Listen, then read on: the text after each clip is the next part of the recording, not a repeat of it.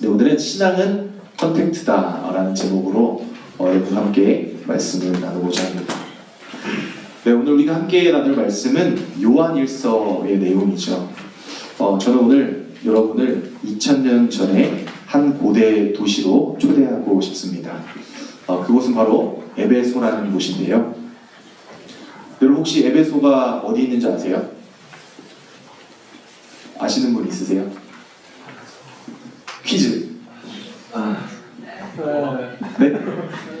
이탈리아 땡. 어디? 네, 모를 수도 있습니다. 네, 에베소는요 터키 아시죠, 여러분? 네, 튀르키예라고 하죠. 네, 튀르키예라고 하는데 그 소아시아 일곱 교회, 요한계시록에 나오는 이 소아시아 일곱 교회 중에 하나가 에베소 교회인데 이 에베소, 에페수스라고도 하죠. 지금 오늘날 터키에 있는 곳입니다. 네, 여러분 에베소는요 당시에 최고의 도시였대요. 2000년 전 에베소는 로마 제국의 4대 도시 중 하나였습니다. 아시아의 관문이었고요. 또 부와 권력 그리고 지식이 강물처럼 흘러 넘치던 곳이었습니다. 이 사진들은 제가 직접 가서 찍은 사진들인데요. 네, 거리도 아까 나왔지만 뭐 이렇게 돌로 대리석으로 또 깔려 있기도 하고 또 아까 뭐 도서관도 이제 있었는데 여러분 두란노 알죠? 네. 이 생명의 삶을 만드는 두란노 뭐 서점이라고 하는데 이 두란노 서원이 바로 이 에베소에 성경에 나오는 그 두란노가 바로 이 에베소에 있다라는 것이죠. 그리고 그곳은요 4대 도시와 걸맞는 당시에 최고의 지성인들이 모여 있었던 그러한 곳이었습니다. 또 여러분 원형극장 알죠? 혹시 옛날 영화긴 한데 글래디에이터 이런 거 혹시 보신 적이 있나요? 네. 네, 로마 제국에 이제 소속된 모든 도시들 보면은 이 원형극장이 있죠. 그 원형극장도 그곳에 있었습니다. 네, 여러분 그리고 매일같이 사람들이 그 원형극장을 즐기면서 또 살아갔던 것을 보게 되죠. 에베소 이제 언덕에서 이제 바다 쪽을 향해서 이제 바라보는 그런 사진들이고요. 네, 여기에서 이 바닷가에서 배를 타면은 그리스도 갈 수가 있습니다. 여러분 이때 당시를 보게 되면요 밤이 되면 아르테미스 신전의 횃불이 도시의 대낮처럼 밝게 밝혀졌고요. 또 항구에는 전 세계에서 온 이런 무역선들이 가득했습니다. 화려함이 있었고요. 어떤 지식이 있었고요. 또 돈, 물질이 있었고 쾌락이 있었고요. 또 수많은 종교들이 뒤섞여 있었던 곳. 한마디로 정신을 바짝 차리지 않으면 홀리기 쉬운 또 우리가 휩쓸려가기 좋은 그러한 도시였다라는 것입니다. 여러분 에베소는요 당시 너무나도 복잡하고 거친 환경을 가졌던 그러한 곳이었습니다. 아까도 말씀드렸지만 이 아르테미스 신전을 중심으로 온갖 우상 숭배와 또 음란한 문화 그리고 인간은 고상한 지식으로 구원을 받는다라고 하는 어떠한 철학 사상들이 밀려 들어와서 또 그것이 교회 가운데 밀고 들어와서 성도들의 마음까지도 혼란케 하는 그러한 상황 가운데 놓여 있었습니다. 그리고 마치 오늘날 우리가 겪고 있는 이 포스트 모더니즘 그리고 또 AI 시대에 또 뭐 물신주의 그리고 파편화된 이 개인주의와 소름 끼칠 정도로 비슷한 그러한 환경이었다는 것이죠. 여러분 이렇게 복잡하고 또 거친 환경 가운데서 생명의 말씀을 전하던 사람이 있었습니다. 그는 바로 오늘 본 말씀을 기록한 사도 요한이죠. 예수님의 제자 중에 가장 나이가 어렸던 이 요한은 이제 백발의 노인 사도가 되었습니다. 여러분 사도 요한은 우레의 아들이라는 별명을 가지고 있었습니다. 여러분 우레는 다른 말로 혹시 먼저 아시나요? 번개, 네, 천둥이라는 뜻이죠. 네, 천둥과 같이 에너지가 크고 또 강인한 기질을 드러내는 별명이라고 할 수 있습니다. 오늘날로 따지면 뭐 토르가 될 수도 있겠네요, 그렇죠? 그런데 이 사도 요한은 우레의 아들이라 불렸던 이 청년의 때보다 더 강렬한 열정과 그러한 마음을 이 노년에 가지고 있는 것을 말씀을 통해서 보게 됩니다. 왜냐하면 그가 평생 목숨을 걸고 지켜온 이 에베소 교회의 성도들이 가짜 복음, 거짓 가르침에 속아서 위기 가운데 있는 것을 보았기 때문이죠. 여러분 당시 에베소 교회 성도들은요 많은 혼란스러움 가운데 있었습니다. 세상이 너무 화려하니까 복음이 초라해 보이는 거예요. 또 그리고 새로운 철학과 또 여러 지식들이 쏟아져 나오기 때문에 십자가의 복음이 어쩌면 단순해 보이고 또 촌스럽게 여겨졌다라는 것이죠. 여러분, 교회 안으로 온 거짓 교사들은 이 교회 안에서 이렇게 속삭였습니다. 예수는 거룩한 신인데 어떻게 더러운 인간의 몸, 육신을 입고 먹느냐라는 것이죠. 그것은 어떤 환상, 환영, 다시 말해서 실체가 없는 착시 현상일 뿐이다 라고 이야기했습니다. 그러니까 중요한 것은 어떤 육체적인 것이 아니라 영적인 깨달음이지, 그렇기 때문에 몸으로 짓는 어떠한 죄는 아무런 상관이 없다라고 당시에는 믿었다라는 것이죠. 이러한 사상이 교회 가운데 침투했다라는 것입니다. 예를 들어서 오늘날 우리가 이단이라고 흔히 말하는 신천지나 하나님의 교회 여러 이단들이 있는데요. 그들이 교회 가운데 들어와서 말씀과 또 다른 이야기를 하면서 다른 진리가 있다고 말하는 것과 같은 개념인 것이죠. 여러분, 이 가르침은 성도들의 삶을 송두리째 빼앗아 갔습니다. 파괴했습니다. 예배는 드리지만 이 삶 가운데서는 사랑이 식어져 갔고 또 그들 가운데 거룩함은 실종되었다는 것이죠. 여러분, 이러한 잘못된 사상, 이러한 이단 사상과 그 가르침이 이 당시에 교회 안에 심각하게 퍼져 나갔다는 것이죠. 여러분, 이제 에베소에 있는 성도들은요, 신앙을 머리로 하기 시작했습니다. 신앙생활을 머리로만 하기 시작한 거죠. 삶은 엉망인데 말만 번지르르한 그러한 신앙인들이 늘어났다는 것입니다. 관계는 깨지게 되고 사랑은 식어가고 또 그 가운데 또한 교만만, 지식만 남게 되었다는 것이죠. 여러분, 이 모습을 지켜봤던 이 노년의 이 사도인 요한이 기록한 첫 문장은 바로 오늘 본문 말씀입니다. 여러분, 어떻게 보면 이 서신적 편지 같은 이러한 그 성경을 작성할 때는 문안 인사를 하게 됩니다. 그런데 오늘 본문 말씀은 문안 인사가 없이 바로 본론에 들어가는 것을 보게 됩니다. 태초부터 있는 생명의 말씀에 관하여는 이라고 그렇게 시작이 되는 것이죠. 여러분, 요한일서는 어떻게 보면 사실 이 편지라기보다 이 사랑하는 자녀들이 절벽 끝에 있는 것을 본 부모의 마음, 아버지의 마음, 또 어머니의 마음으로 다급한 외침과도 같습니다. 여러분, 절벽에 서 있으면은 절벽에 못 서 있게끔 외치고 또 거기서 내려오라고, 거기로 가까이 가지 말라고 하는 그런 외침과도 같다라는 것이죠. 여러분, 오늘 말씀을 통하여서 이 사도 요한의 외침이 저와 여러분에게 들려지기를 원합니다.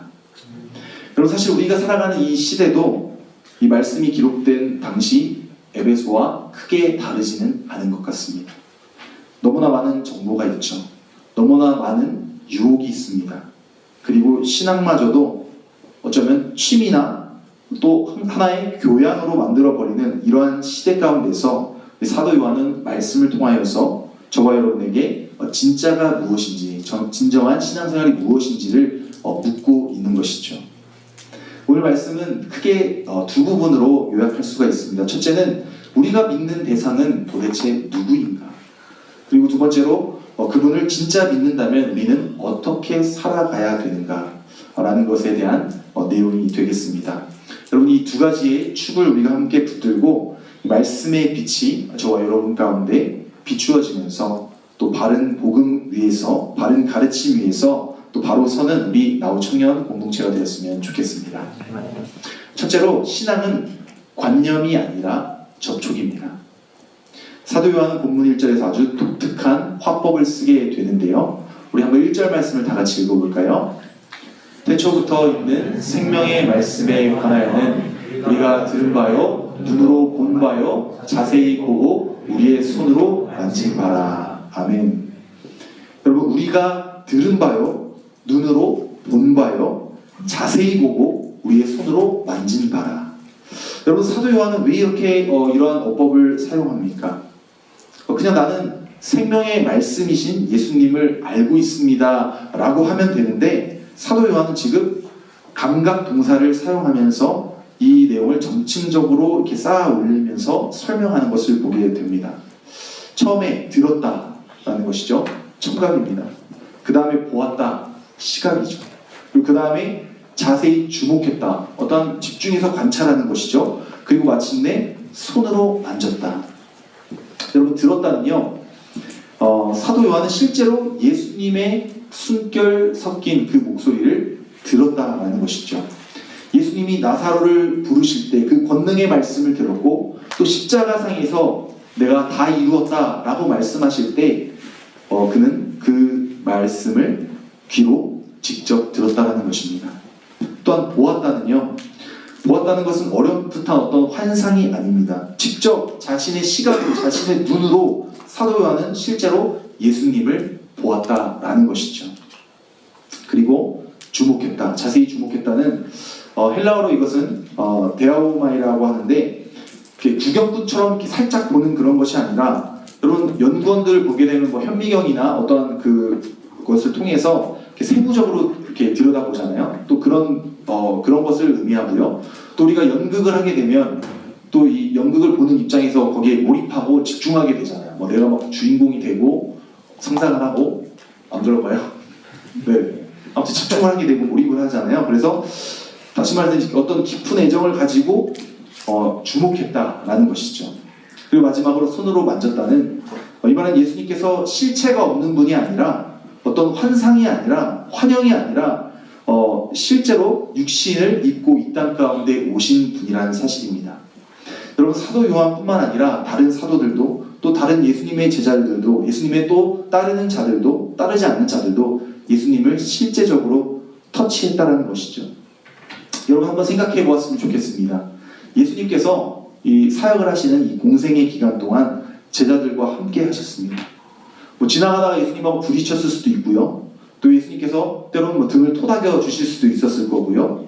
또 분명히 그 과정에서 육체를 입고 오신 이 예수님과 또 마주하는 그런 일들이 많이 있었다라는 것이죠. 여러분, 왜 요한은 이 말씀을 기록하면서 이 감각에 대해서 강조를 할까요? 여러분, 신앙은요, 그저 생각 안에 갇히면 죽기 때문입니다. 신앙은 생각 안에 갇히면 죽기 때문이죠. 오늘날 많은 그리스도인들이 하나님을 좀 추상적인 개념으로 생각하는 경우가 많습니다. 어떠한 관념이나 어떠한 하나의 사상으로 여기는 거죠. 여러분, 하나님은 사랑이시다 라는 말에 여러분 동의하시죠? 동의 안 하시나요?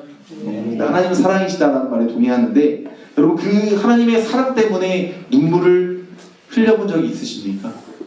그 하나님의 사랑 때문에 가슴이 뛰는 그런 경험을 해보신 적이 있습니까?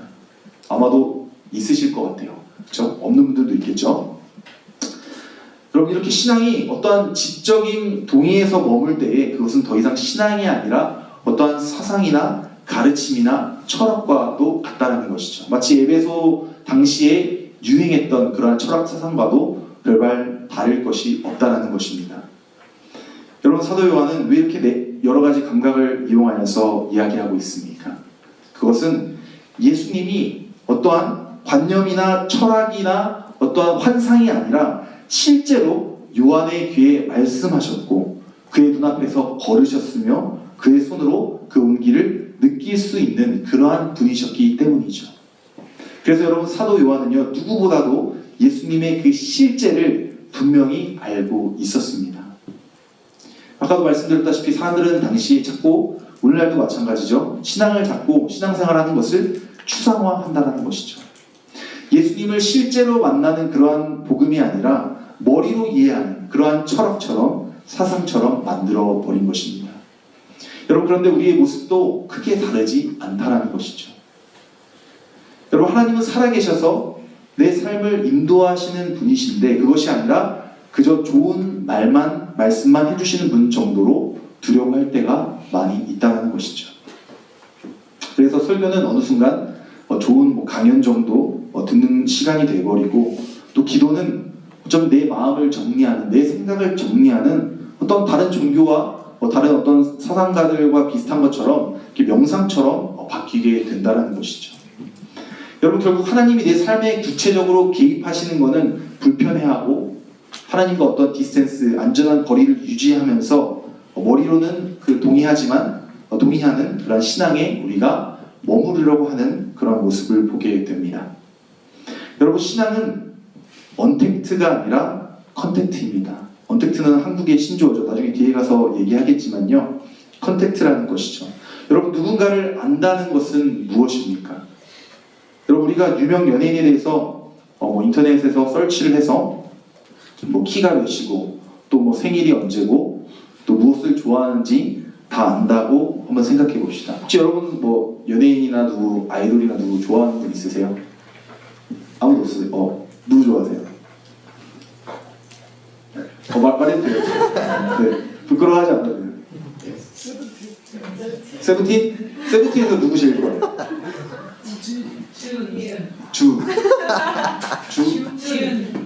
준이요? 주진이죠?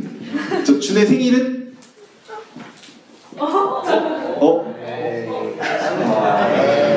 사등기는 아닌 것 같아요. 그렇죠? 네, 여러분, 일반적으로 우리가 이렇게 인터넷 설치해서 키가 몇이고 또 생일이 언제고 무엇을 좋아하는지 우리가 한번 안다고 합시다. 여러분, 그렇다고 해서 여러분 그 사람을 다 아나요? 준에 대해서 다 압니다? 보여지는 모습만 우리가 알 수 있는 거죠. 그렇죠? 네, 아니죠.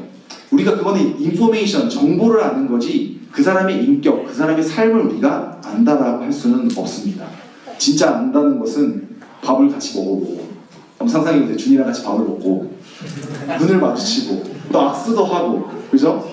그 사람의 기쁨과 또 슬픔도 함께 느껴보는, 굉장히 불편해하는 분들이 있어요 지금. 네, 그런 부분들이 이제 인격을 우리가 알아가는 것이죠. 여러분, 요한은 바로 지금 이 얘기를 하는 거예요. 나는 예수님을 직접 만나봤어. 예수님의 심장 소리를 내가 옆에서 들어봤어. 최후의 만찬 때 또 매일 예수님하고 삼시세끼나 같이 먹었어. 그리고 예수님의 품에 기대어도 받고 예수님이 나를 토닥여봤어. 그리고 십자가에서 그분이 못 박히시고 나의 죄를 위해서 십자가에 못 박히시고 그 죄를 담당하시는 모습을 나는 직접 내 눈으로 고통당하시는 그 모습을 봤어. 그리고 부활하신 예수님, 실제 하시는 하나님을 봤어. 그렇기 때문에 나는 이 생명의 말씀을 전하지 않을 수가 없어. 왜냐? 내가 직접 봤기 때문에, 내가 직접 만났기 때문에, 그분이 나를 터치하셨기 때문에. 여러분의 예수님은 어디에 있으십니까? 혹시 이 성경책 안에 가둬놓고 있지는 않으실까요? 그리고 혹시 여러분의 생각 가운데 예수님을 우리가 가둬놓고 있지는 않습니까? 아니면 여러분의 삶의 현장에서 예수님의 함께하심을 경험하고 있지는 않으십니까? 여러분, 사도 요한은 저와 여러분에게 오늘 말씀을 통하여서 도전을 줍니다. 머리로 믿지 말고 만지면서 믿으라. 네, 여러분, 그렇다면 2000년 전 이 사도 요한처럼 예수님을 직접 우리가 만질 수 없는 우리는 어떻게 해야 할까요? 이 3절 말씀에서 그 답을 우리에게 주고 있습니다. 우리 3절 말씀 함께 읽어볼까요? 시작! 우리가 보고 들은 바를 너희에게도 전함은 너희로 이와 사귐이 있게 하려 함이니 우리의 사귐은 아버지와 그의 아들 예수 그리스도와 더불어 누리리라. 아멘. 우리의 사귐은 아버지와 그의 아들 예수 그리스도와 더불어 누림이라. 여러분, 여기서 엄청 중요한 단어가 나옵니다. 여기서 사귐이라는 단어가 나오는데요. 헬라어로 아마 여러분들도 한 번쯤은 여러 번 들어봤을 것입니다. 여러분, 코이노니아라고 들어봤죠? 네, 코이노니아라고 아마 들어보셨을 텐데 이것이 이 사귐이라는 단어의 헬라어입니다. 여러분, 이 단어는요, 단순히 우리가 예배를 마치고 나우 서빙에 가서 커피를 마시고 아니면 저희 노동길에 가서 보바를 마시고 또 아니면 식사하면서 우리가 저기 낙지마을에 가서 또 낙지를 먹으면서 이렇게 교제를 나누는 그런 사귐이 아니에요. 여러분, 코이노니아의 원래 뜻은요, 공통된 것을 함께 나누는 관계라는 뜻을 가지고 있습니다. 공통된 것을 함께 나누는 관계. 쉽게 말하면, 다시 말해서 공유하다, 함께 소유하다라는 의미를 가지고 있습니다. 여러분, 무엇을 공유하는 걸까요? 바로 생명을 공유하고 생명을 소유하는 것입니다. 여러분, 포도나무의 비유 여러분 알잖아요. 그냥 한번 생각해봤으면 좋겠어요. 포도나무가 이렇게 있는데요. 이 포도나무와 그 포도나무의 가지와의 그 관계를 한번 우리가 생각해보았으면 좋겠습니다. 여러분, 가지가 나무에 붙어 있으면 나무의 수액이 가지로 흘러가게 되는 것이죠. 그래서 영양분을 공급받는 것입니다. 다시 말하자면 생명을 공유하는 것이죠. 바로 이것이 오늘 본문 가운데 있는 사귐, 이 코이노니아라는 것입니다. 여러분, 우리가 예수님을 믿는다는 것은 예수님의 생명줄에 내 인생의 코드를 꼽는 것입니다. 연결되어야 된다는 것이죠. 그러면 예수님의 생각이 저와 여러분의 생각이 되고, 예수님의 마음이, 그 예수 그리스도의 마음이 저와 여러분의 마음이 되는 것이고, 또 예수님의 능력이 저와 여러분의 삶에 흘러 들어온다는 것이죠. 그리고 여러분, 놀라운 것은요, 이 수직적인 사귐이 하나님과의 교제, 하나님과의 이 코이노니아가 이루어지면 반드시 수평적인 사귐이 있다는 것이죠. 이것을 우리가 성도 간의 교제다라고 하는데, 우리 청년부끼리 함께 교제하는 그런 부분이라고 할 수 있습니다. 그 수평적인 사귐이 흘러간다는 것이죠. 3절 말씀을 보게 되면 요한이 쓰는 그 편지의 목적에 대해서 나오게 됩니다. 너희로 우리와 사귐, 코이노니아가 있게 하려 함이니. 여러분, 요즘 시대의 특징이 무엇입니까? 아까도 말했지만 한국의 신조어로는 원택트라고도 하죠. 이 말이 나온 지는 꽤 되긴 했는데요. 영어로는 그 touchless라고도 할 수 있겠죠. 연결은 되어 있지만 접촉은 없는 것이죠. 여러분, 우리가 SNS나 이렇게 카톡이나 이런 걸로 이렇게 하는 친구들은 많은데, 정작 내 속마음을 털어놓을 친구가 많은가라고 했을 때 여러분은 어떻습니까? 여러분의 정말 깊은, 여러분의 가정사뿐만 아니라 여러분의 그 개인의 어떤 치부, 이런 부분을 나눌 수 있는 친구가 여러분 많이 있으십니까? 많이 있으세요? 없으세요? 한 명 있어요? 남자친구 말고 여자친구 말고. 네, 좀 많이 없는 것 같아요. 그렇죠? 여러분, 교회에도 마찬가지일 수 있습니다. 우리가 예배당에 수천 명이 모여 앉아 있지만 옆 사람과 또 성도들과 또 청년들과 함께 우리가 생명을 나누기 힘들다는 것이죠. 그냥 앞만 보고 예배드리고 밀물처럼 들어왔다가 썰물처럼 교회를 빠져나가게 되는 것이죠. 여러분, 사실 이것은 요한이 말하는, 성경에서 말하는 신앙생활이 아닙니다. 여러분, 그가 말하는 신앙생활은 바로 이런 것이죠. 여러분, 신앙생활은 저와 여러분을 고립 가운데서 코이노니아, 이 사귐, 이 교제로 나아가는 것을 의미합니다. 여러분, 우리가 흩어지는 것이 아니라 하나로 모이는 것이죠. 또한 우리가 하나님의 자녀라는 아이덴티티를 가지고 이 사귐, 이 교제 가운데 나아가는 그것이 바로 우리의 신앙생활이 되어야 한다는 것입니다. 여러분, 생명의 말씀이신 예수 그리스도와 더불어 진정한 사귐, 진정한 코이노니아를 누리는 저와 나우 청년부가 되었으면 좋겠습니다. 네. 여러분, 우리가 정말 인격적으로 예수 그리스도를 만나면 옆에 있는 사람들이 다르게 보이게 된다는 것이죠. 나와 똑같이 이 예수의 생명을 받은, 생명을 공유하는 존재로 보입니다. 여러분, 옆에 사람 한번 봐보세요. 네. 생명을 공유하는 존재가 맞습니까? 아멘입니까, 여러분? 기분이, 표정이 안 좋은데, 여러분, 생명을 공유하는 그런 공동체가 되어야 할 줄 있습니다. 네. 그래서 그 사람의 옆에 있는 분들의 아픔이 내 아픔이 되어야 돼요. 그 사람의 기쁨이 내 기쁨이 되어야 돼요. 시기질투가 되면 안 됩니다. 그리고 요한은 4절에서 그 결과가 무엇인지를 이야기하고 있습니다. 우리 4절 말씀 함께 읽을까요? 시작. 우리가 이것을 쓰면 우리의 기쁨이 충만하게 하려 함이라. 아멘. 우리의 기쁨이 충만하게 하려 함이라. 여러분, 신앙의 목적은요, 의무가 아니라 기쁨입니다. 우리가 기뻐하기 위해서, 하나님 안에서 기뻐하기 위해서 신앙생활을 하는 것이죠.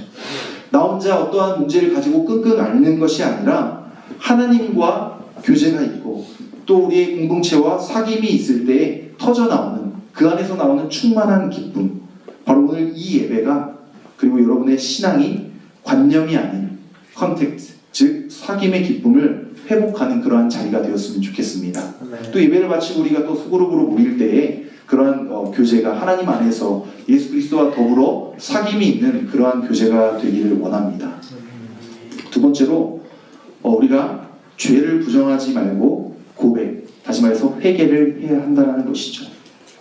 여러분, 앞에까지만 이렇게 말씀을 나눈 것을 보았을 때 크게 불편함이 없는 것 같습니다. 생명, 사귐, 기쁨 다 좋은 말들이죠.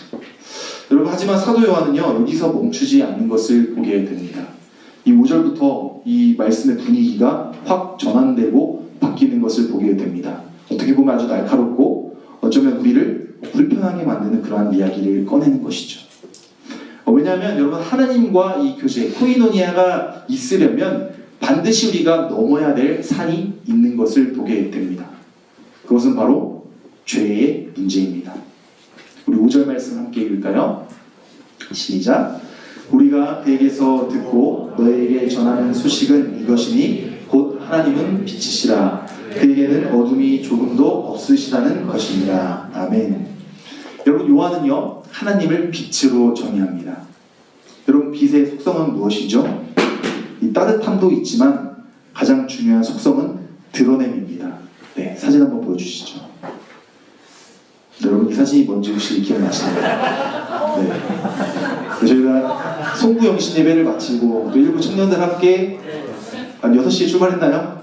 네, 한 6시쯤에 출발해서 이 해돋이를 보려고 달려갔는데 네, 해가 잘 안 보이고 되게 어둡더라고요.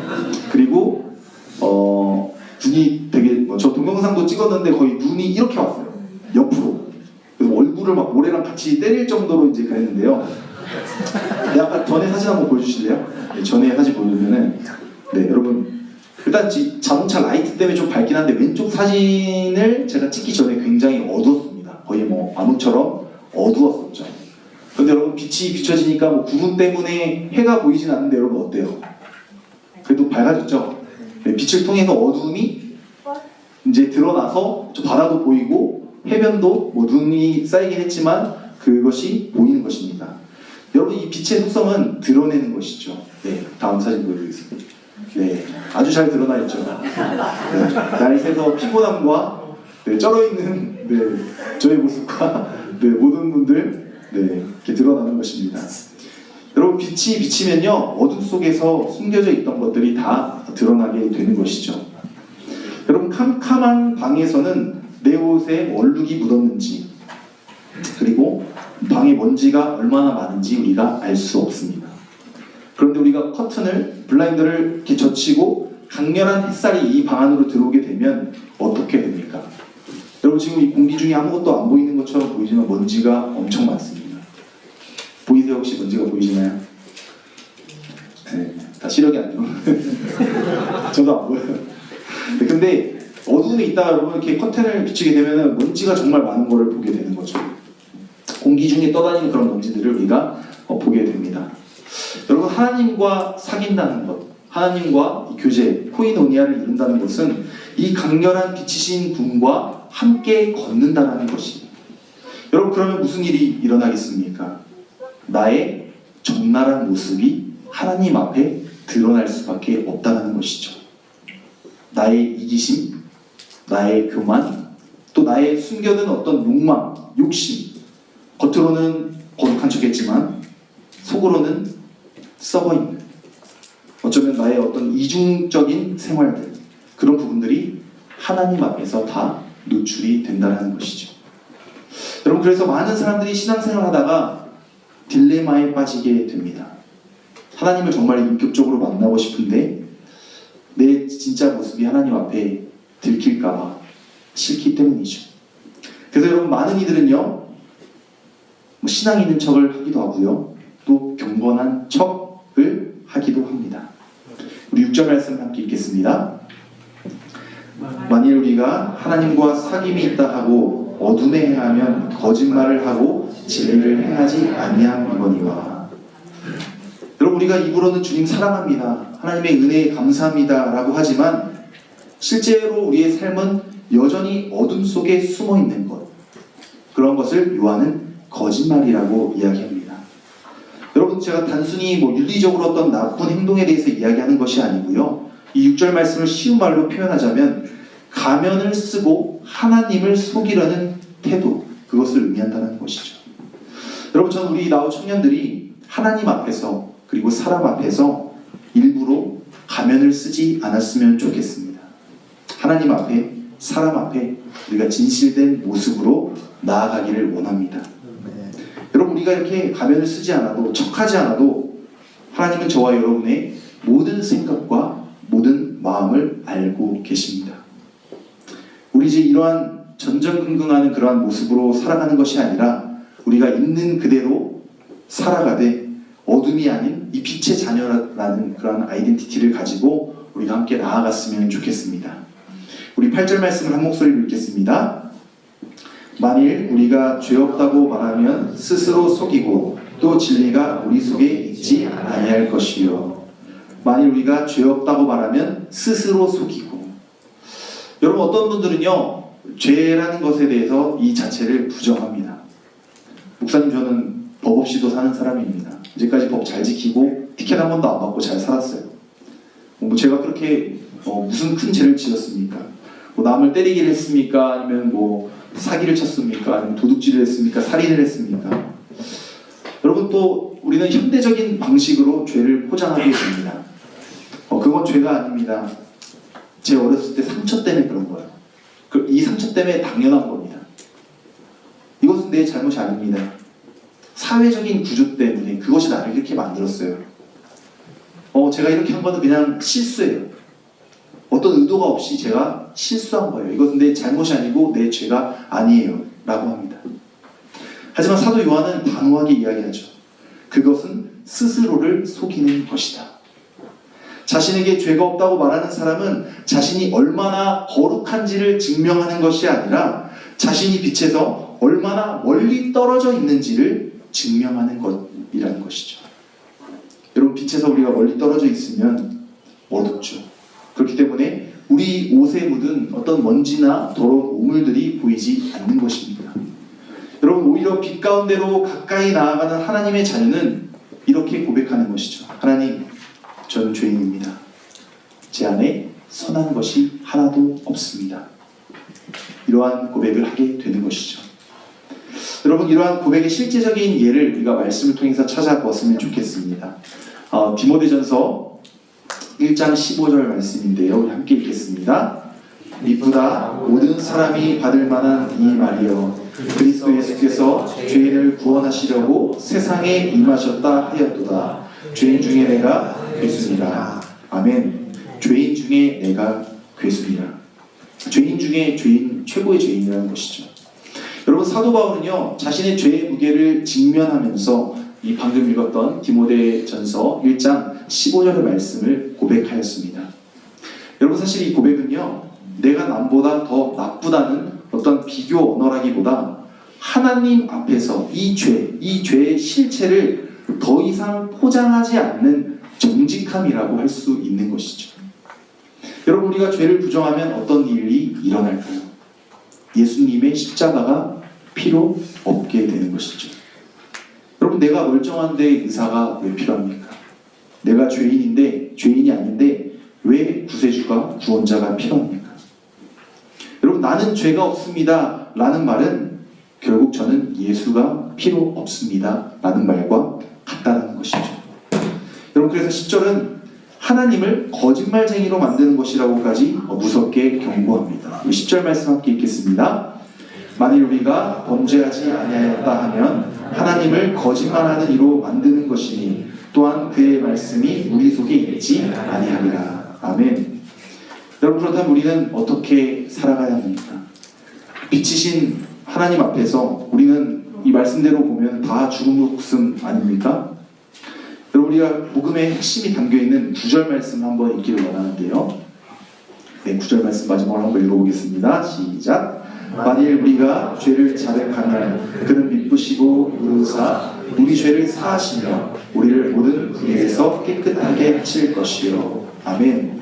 여러분, 요한은 너희가 죄를 짓지 않아야 용서받는다라고 하지 않습니다. 너희가 완벽해야 받아준다라고 하지 않는다는 것이죠. 말씀을 보게 되면 자백하면, confess하면 이라고 하죠.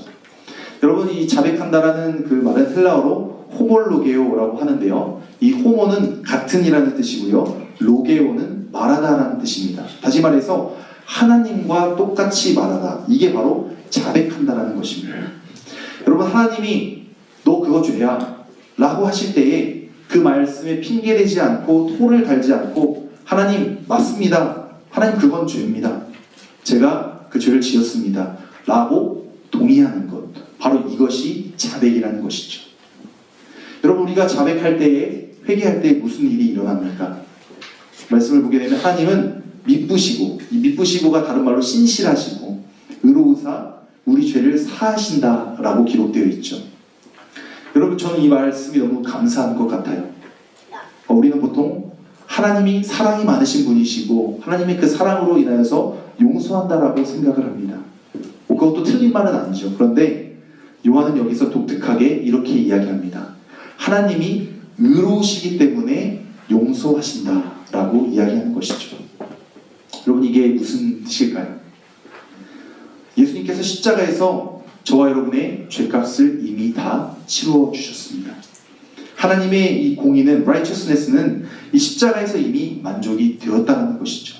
이미 그 죄값이 지불되었기 때문에 하나님은 회개하는 자를 법적으로 다시 처벌하지 않으십니다. 그것이 바로 하나님의 의, righteousness라는 것이죠. 여러분, 텍스를 우리가 이중으로 부과받지 않는 것처럼 이중으로 처벌되는 것은 아닙니다. 그러므로 여러분, 우리가 하나님 앞에 죄를 고백할 때에 하나님께서는 기분에 따라서 이것을 용서해 주시고 안 해주시고 이런 분이 아니라는 것이죠.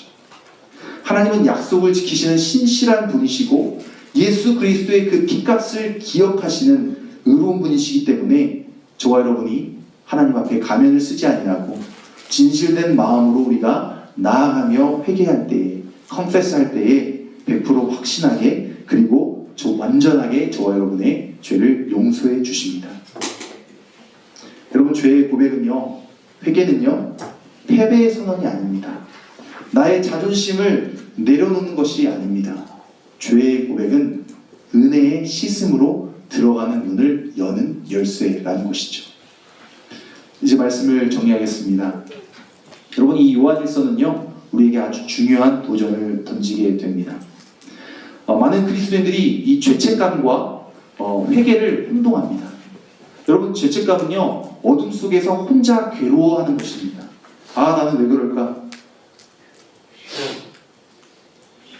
그런 마음을 가지고 또 혼자 괴로워하는 것이죠. 나는 가망이 없어, 나는 쓰레기야, 이런 마음을 가지는 것이죠. 여러분, 이것은 성령 하나님께서 주시는 그러한 마음이 아닙니다.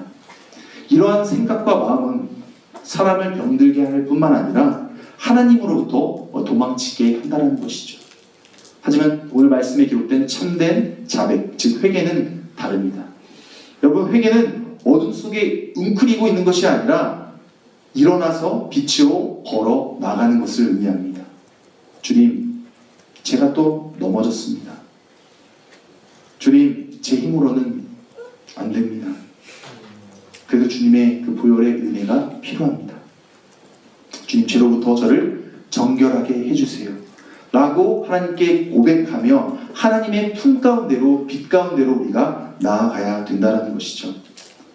사랑하는 나우 청년 여러분, 오늘 여러분의 마음속에 남들에게 하지 못할 어두움이, 이야기하지 못할 어두움이 있으십니까?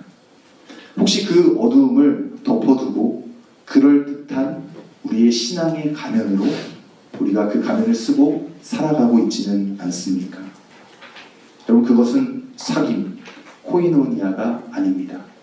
그것은 고립을 자초하는 것이고요. 그것은 고독 가운데로 나아가는 것입니다. 어둠 가운데로 나아가는 것이죠. 그 어둠을 우리 가운데 계속 품고 있으면 결국 저와 여러분의 영혼은 병들게 된다는 것입니다. 여러분, 오늘 사도 요한이 저와 여러분에게 이 말씀을 읽는 모든 그리스도인들에게 간곡하게 부탁하고 있습니다. 제발 어둠 속에 숨지 마라. 빛으로 나와라. 빛은 너를 심판하려고 비추는 것이 아니야. 너를 정결하게 하고 너를 하나님 앞에서 회복시키기 위해서 하나님 안에서 사귐이 있게 하려고, 코이노니아가 있게 하려고 너를 비추는 것이야 라고 외치는 것이죠. 여러분, 건강한 신앙은 나는 죄가 없다고 우기는 뻔뻔함이 아니라 하나님, 저는 죄인입니다. 주님의 은혜와 사랑이 필요합니다 라고 고백하는 그러한 신앙이 되어야 한다는 것이죠. 여러분, 만져질 듯한 생생한 예수님을 말씀을 통해서 우리가 다시 붙잡으며 나아가기를 원합니다. 그리고 그분 앞에 여러분의 있는 모습 그대로를 정직하게 나아갔으면 좋겠습니다. 그리고 엎드려 기도했으면 좋겠습니다. 여러분, 사실 이번 주가 되게 좋은 기회인 것 같아요.